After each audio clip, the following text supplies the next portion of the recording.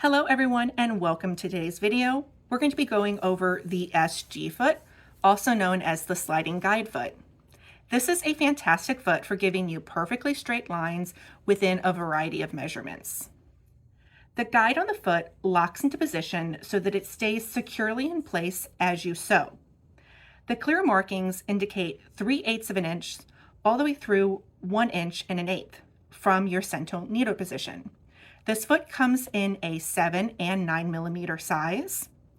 And to adjust the bar, you have to disengage the little hook in the back, and then you have the ability to move that guide from side to side. And then once you find the position that you like, lock that into place, and then use this as your guide as you're sewing, and it's going to give you beautiful hems with very minimal markings.